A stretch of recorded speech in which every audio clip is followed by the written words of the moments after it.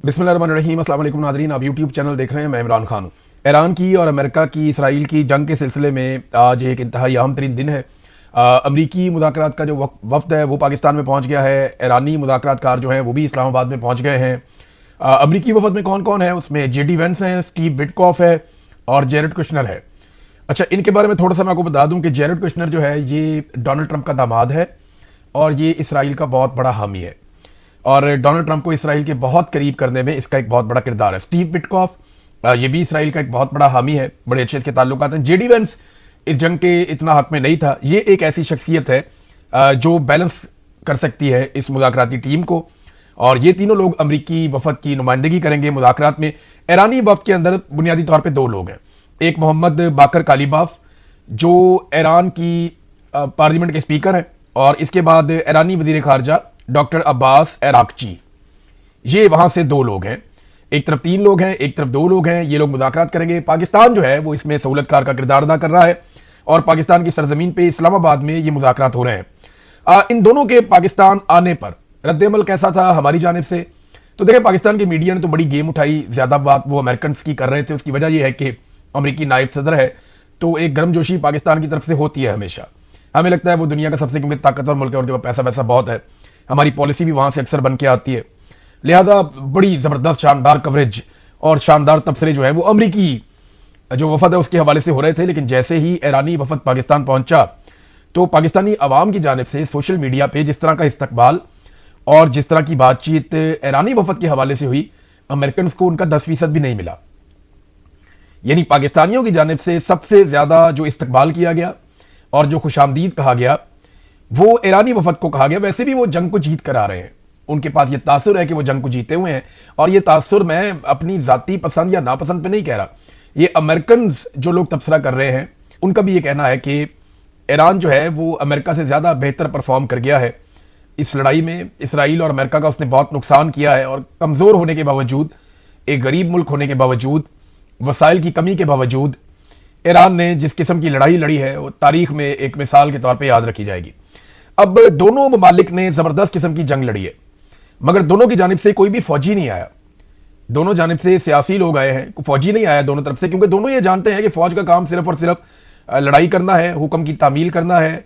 मुज़ाकरात और पॉलिसी बनाने जैसे जो अहम मामलात हैं वो फौजियों को नहीं दिए जा सकते क्योंकि वो खराब हो जाते हैं।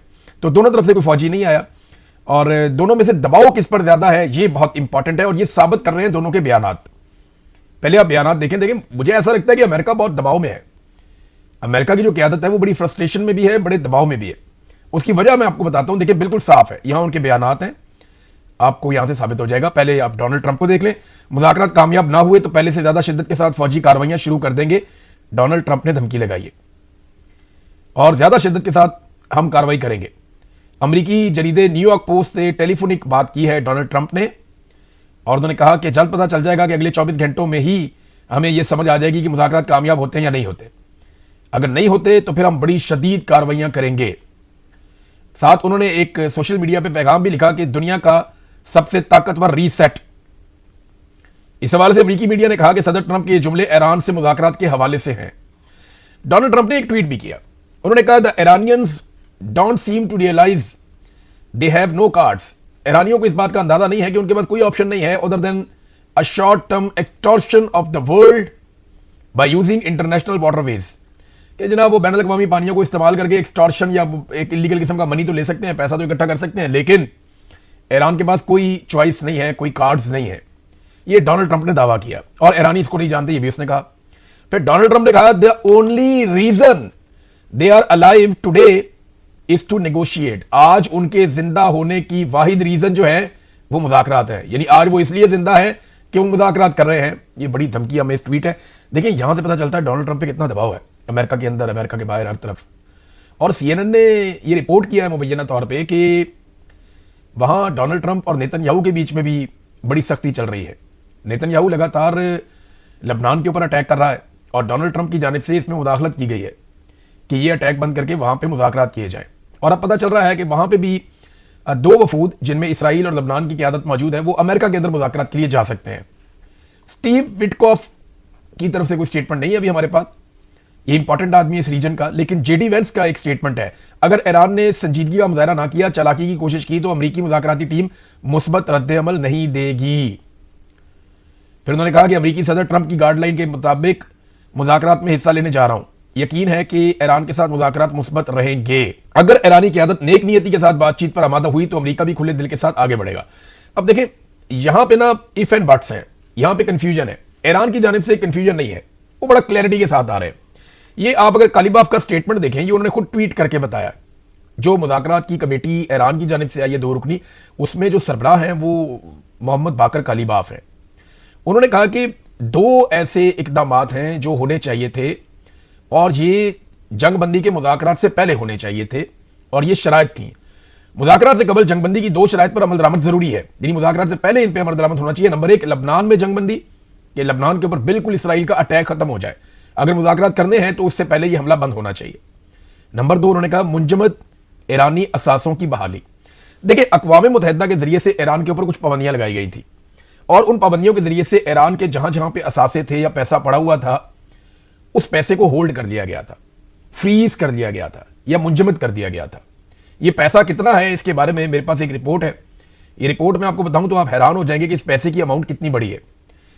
ये विकिपीडिया के मुताबिक और डिफरेंट यहां पे आलमी खबर रसां इदारे हैं, उनकी रिपोर्टों के मुताबिक ये पैसा 100 अरब डॉलर से लेकर 120 अरब डॉलर तक बनता है।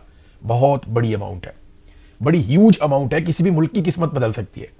तो ईरान का इतना पैसा मुल्कों के अंदर होल्ड पड़ा हुआ है और इसमें बेशुमार पैसा जो है वो डॉलर पड़े हुए हैं। ईरान ये पैसा हासिल कर सकता है अगर ये असासे डी फ्रीज हो जाए तो, और ये बड़ा आसानी से हो सकता है, अक़वाम मुत्तहिदा के जरिए से किया जा सकता है, सिर्फ बैठना है और उस पर बात करनी है। तो अब इसमें ये पैसा कहां कहां पड़ा हुआ है, इसमें देखें, सबसे पहले तो इसमें 2 अरब डॉलर अमेरिका में पड़ा हुआ है। फिर इसके अलावा जो पैसा है वो जनवरी 2021 की रिपोर्ट के मुताबिक 7 अरब डॉलर साउथ कोरिया में है, 6 अरब डॉलर इराक में है, 20 अरब डॉलर चाइना में है, 1.5 अरब डॉलर जापान में है, 1.6 अरब डॉलर लग्जमबर्ग में है। इसी तरह पूरी दुनिया में ईरान का पैसा पड़ा हुआ है। तो अक़वाम मुत्तहिदा की पाबंदी के बाद उस पैसे को फ्रीज कर दिया गया था। अब वो पैसा ईरान चाहता है कि रिलीज किया जाए, क्योंकि जंगबंदी की शराइत में से एक शर्त यह भी थी और मुज़ाकरात से पहले रिलीज किया जाए। तो एक बहुत बड़ा रिलीफ है अगर ईरान को मिल जाता है। तो मैंने आपको बता दिया कि ये पैसा कितना है। तो ईरानी जो क़यादत है वो बड़ी क्लैरिटी के साथ है। ऐसा लगता है कि उन पर वो दबाव नहीं है जो दबाव अमेरिका के ऊपर है। ईरानी वफद जिस तैयारे में था ना, वहां कुछ बड़े बहुत ही जज्बाती बना देते। ये एक तस्वीर आप देखें, ये मोहम्मद कालीबाफ ने अपने ट्विटर से इसको शेयर किया और उन्होंने इसमें लिखा, माई कंपेनियंस ऑन दिस फ्लाइट। इस फ्लाइट में जो पाकिस्तान मुज़ाकरात के लिए जा रही है, इसमें मेरे साथी हैं, इनसे मिलिए। उन्होंने अपने साथियों से मुलाकात करवाई कि वो कौन लोग हैं जिनके साथ वो ट्रैवल करने जा रहे हैं। साथ उन्होंने आगे लिखा मिनाब 168। मिनाब का जो स्कूल था ना, वहां पे 168 बच्चे, मासूम बच्चे शहीद हो गए थे। पहले दिन लड़ाई के उनको बम मारे गए थे और ये कहानी बड़ी दर्दनाक है। ये ड्रोन्स को, सैटेलाइट को पता चल रहा था, वहां बच्चे इकट्ठे हो रहे और फिर दोबारा धमाके किए जा रहे थे। जो अमेरिकन ने बताया वो बहुत खौफनाक है। डोनाल्ड ट्रंप ने पहले इसका इल्जाम लगा दिया ईरान पे और बाद में इसको गलती करार दिया, लेकिन ये एक जंगी जुर्म है, इसके ऊपर बात होनी चाहिए।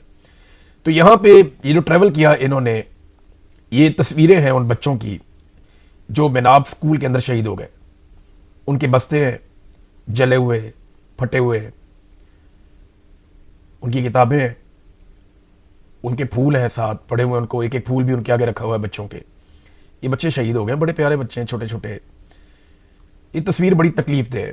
एक छोटी सी वीडियो है जिसमें इनका चेहरा दिखाई दे रहा है कालीबाफ का, और ऐसा लगता है कि उनकी आंखों में बड़ा दर्द है, बड़ी तकलीफ है। हमारे जब पाकिस्तान में ये इंसिडेंट हुआ था ना एपीएस का, तो हम पूरी कौम हिल गए थे, हमें बड़ी तकलीफ हुई थी और हम सबको लगता था कि पता नहीं अब हम क्या कर देंगे। तो ईरान में ये वैसा इंसिडेंट है, तो हमें समझना चाहिए या हम बेहतर समझ सकते हैं कि इसकी तकलीफ कितनी होती है। बच्चे स्कूल गए पढ़ने के लिए, ये 12 साल तक की उम्र के बच्चे थे, 7 से 12 साल। तो वो तकलीफ उनके चेहरे पे कालीबाफ के नजर आ रही थी। और इन बच्चों के साथ अगर वो आए हैं तो वो अपना हक छोड़ के जाने वाले तो नहीं है, जो मुझे लगता है। तो ये बड़ी एक जज्बाती बना देते थे। फिर जब वो पाकिस्तान पहुंचे तो उनकी वीडियोस दिखाई दी एयरपोर्ट पे, आर्मी चीफ उनको लेने के लिए गए, इसहाक डार उनको लेने के लिए गए, बाकी लोग लेने के लिए गए। देखिए हालात कैसे बदल जाते हैं। कल तक इसी ईरान के सहाफ़ियों को मना किया जा रहा था कि इनको मीडिया पे ना लिया जाए, और ईरान के खिलाफ पाकिस्तानी सहाफ़ियों को खबरें फीड की जा रही थी कि आप ये खबरें दें। थोड़े दिन पहले तक यही आर्मी चीफ जब सऊदी अरब में जाके वहां के वजीर दिफा से मिले तो ये खबरें बाकायदा मीडिया पर चलवाई गई जानबूझकर टाउटों के जरिए से कि आर्मी चीफ कॉम्बैट यूनिफॉर्म पहनकर गए हैं, जो जंग में उतरने का ऐलान या इशारा है कि पाकिस्तान पूरी ताकत से यहां पे खड़ा हो जाएगा और कॉम्बैट यूनिफॉर्म के अंदर गए हैं, ये एक बहुत बड़ा इशारा है, ये एक बहुत बड़ी अलामत है। इस किस्म की बातें की गई थी। आज उसी ईरानी वफद को जो है वो इस्तकबाल करने के लिए आर्मी चीफ गए। देखिए सियासतदानों की पॉलिसी हमेशा बहुत बेहतर होती है।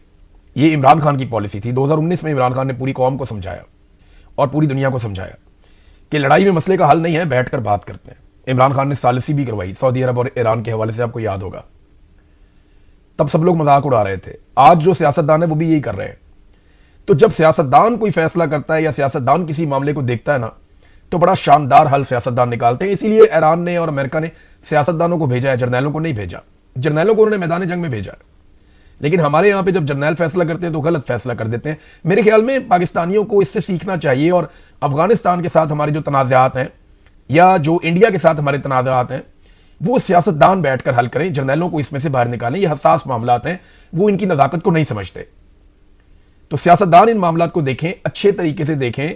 जहां मशवरा करना है किसी से, किसी इंस्टीट्यूशन से कि हमारी ताकत कितनी है, हम कितना कर सकते हैं, कितना नहीं कर सकते, वो जरूर करें, लेकिन इन्वॉल्वमेंट उतनी रखें जितनी उनकी आइन के मुताबिक है।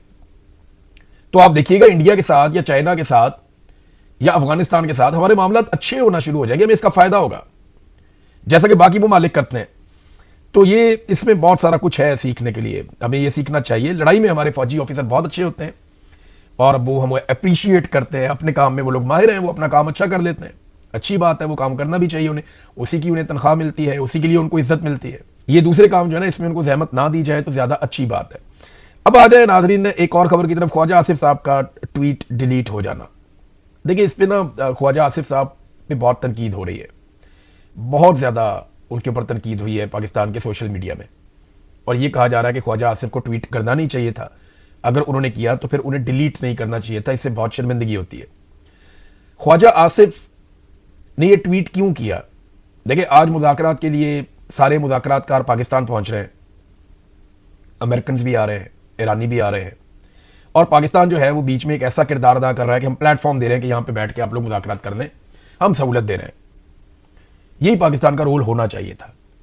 ख्वाजा आसिफ साहब को अपने मुल्क की पॉलिसी का पता होना चाहिए, उन्हें पता होना चाहिए कि उनकी फौज क्या सोच रही है, उनका वजीर आजम क्या सोच रहा है, क्योंकि वो एक हाइब्रिड निजाम चला रहे हैं ना पाकिस्तान में, तो उनको आइडिया होना चाहिए कि निजाम के दिमाग में क्या चल रहा है, वो उसका हिस्सा है। तो उस हिसाब से वो ट्वीट करें, जितनी चादर है उतने पांव फैलाएं, अपनी औकात देख के उसके मुताबिक बात करें।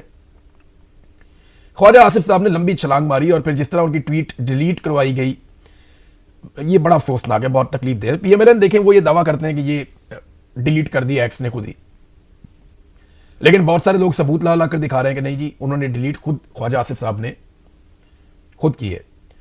और कुछ लोग तो बहुत अजीब अजीब दावे कर रहे हैं। एक जर्नलिस्ट ने उन्होंने मुझे फोन किया, उन्होंने कहा इमरान भाई मामला ये नहीं है कि ट्वीट डिलीट हुई है, जिस तरीके से डिलीट करवाई गई है, इतने उम्र रसीदा सियासतदान से इस तरीके से ये काम करवाना ये नामुनासिब है, ये नहीं होना चाहिए था।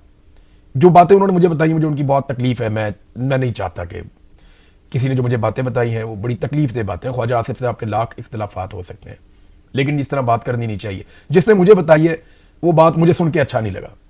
अब मुझे नहीं पता कि वो हकीकत किस लेवल तक है, लेकिन उनका दावा यह था कि मैं अल्फन कहता हूं कि ये मामला ऐसे हुआ। बहरहाल ख्वाजा साहब को ट्वीट नहीं करना चाहिए था, उन्हें पता होना चाहिए था कि उनकी गवर्नमेंट क्या सोच रही है, क्या करना चाह रही है और कितना करना चाह रही है, उससे आगे नहीं जाना चाहिए था। मेरी एक और खबर की तस्दीक हुई, जैसा कि पहले बरतानिया के और अमेरिका के मोतबर तरीन इदारों ने मेरी खबर की तस्दीक की कि जो शहबाज शरीफ ने ट्वीट किया था कॉपी पेस्ट, वो व्हाइट हाउस से आया था और उसकी अप्रूवल भी व्हाइट हाउस से आई थी। उसकी तस्दीक हो गई। एक और खबर की तस्दीक हो गई। मैंने आपको कहा था ना कि पाकिस्तानी मीडिया को मना किया गया है कि ईरानी सहाफ़ियों को आपने अपने प्रोग्राम्स में नहीं लेना, गुरेज करना है। तो इस पे अब एक ईरानी सहाफ़ी हैं, उन्होंने तस्दीक कर दी, मेरी इस खबर की भी तस्दीक हो गई। ईरानी सहाफ़ी जान हुसैन ने यह इंकशाफ कर दिया कि ईरानी सहाफ़ियों की पाकिस्तानी मीडिया के ऊपर ऑलमोस्ट पाबंदी है और मुझे अपने प्रोग्राम में कई लोग नहीं ले सकते। जिन लोगों ने लिया हुआ था उन्होंने मुझे प्रोग्राम में कैंसिल भी कर दिया। तो सियासत.pk ने उनके साथ, वहाँ पे वकार साहब हैं, बड़े अच्छे जर्नलिस्ट हैं, उन्होंने उनके साथ एक इंटरव्यू किया, उसमें उन्होंने दोबारा से यही वाली बात की है। नाजरीन, पाकिस्तान ने जब पेट्रोल की कीमतें बढ़ाई थी तो फौरी तौर पे बढ़ा दी थी और बहुत ज्यादा बढ़ा दी थी। लेकिन अब जब पाकिस्तान पेट्रोल की कीमतें कम करने का वक्त आया, आलमी मंडी में नीचे चली गई है ना, तो जब आलमी मंडी में पेट्रोल की कीमतें काफी नीचे चली गई हैं तो पाकिस्तान में भी फौरन कम होनी चाहिए थी। जैसे फौरन बढ़ा दी थी वैसे ही फौरन कम भी होनी चाहिए। लेकिन कम इंतहाई सुस्त रफ्तारी से कर रहे हैं, ताकि जितना ज्यादा माल लपेट सकते हैं पाकिस्तानियों से, जितनी लूटमार कर सकते हैं वो लूटमार कर लें। वजह पता क्या है? क्योंकि पाकिस्तान में निज़ाम जिंदगी मफलूज है, पाकिस्तान में मईशत का पहिया नहीं चल रहा। तो इनके दिमाग में ये होता है कि खसारा पूरा करना है, कहीं से भी कर लो। क्योंकि इमरान खान साहब के दौरे हुकूमत में जितना खसारा था आज उससे दुगना खसारा है। मैंने डाटा आपके सामने एक दिन पहले रखा था। तो अब हुआ यह है कि जंग से पहले जो पेट्रोल की कीमत थी वो 258 थी और आज इन्होंने कम करने की खुशखबरी सुनाई है तो आज भी कीमत 366 है। यानी उससे तो बहुत ज्यादा है। भाई अगर आलमी मंडी में कम हो गई तो आप भी कम कर लें। इमरान खान के दौर में जितना महंगा था वो तो आज तक नहीं हुआ, तो आपको चाहिए इमरान खान के दौर से सस्ता करें। भाई उससे सस्ता नहीं करते तो कम से कम उतना तो करें जितना पहले था। फिर डीजल की कीमत जो है वो 280 थी जंग से पहले और अब 385 है। तो ये कौन सा कम किया है इन्होंने? और इतना जो आवाम को चूना लगाया है इन्होंने एक महीने में, जो आवाम की जेबों पे डाका डाला, उसका हिसाब कौन देगा? बहरहाल ये चीजें, इन पे हम बात करते रहेंगे। इंपॉर्टेंट ये है कि पाकिस्तान में मुज़ाकरात हो रहे हैं, अगले 24 घंटे बड़े अहम है। ईरान अपनी चीजें सामने रखेगा, क्या चीजें सामने रखेगा उस पर हम बाद में बात करते हैं। मुज़ाकरात साथ चल रहे होंगे। देखें, मैं आपको एक बात क्लियर कर दूं, जितनी भी खबर आएगी वो बैरूनी मुल्क से आएगी। पाकिस्तानी मीडिया को ये लोग कोई खबर देने वाले नहीं है और ना पाकिस्तान की गवर्नमेंट कोई खबर देने वाली है, क्योंकि पाकिस्तानी गवर्नमेंट को यह सूट करता है कि फिलहाल वो खबरें आए जो पाकिस्तान की गवर्नमेंट को पसंद है या उनको उसमें मशहूरी मिलती है। एक्चुअल जो खबरें आपको आएंगी वो आपको अमेरिकन मीडिया से और ईरानी मीडिया से आएंगी, तो हमें उसके ऊपर नजर रखनी पड़ेगी और अरब मीडिया के ऊपर भी। मुतालबात के अंदर कितनी फ्लेक्सिबिलिटी हो सकती है, किसके क्या मुतालबात है, ये हम बात करते हैं नेक्स्ट वीलॉग में और इंतजार करते हैं कि कोई अच्छी खबर आए। अब तक के लिए इतनी, अपना ख्याल रखिएगा, अपने इस चैनल का भी। अल्लाह हाफिज़।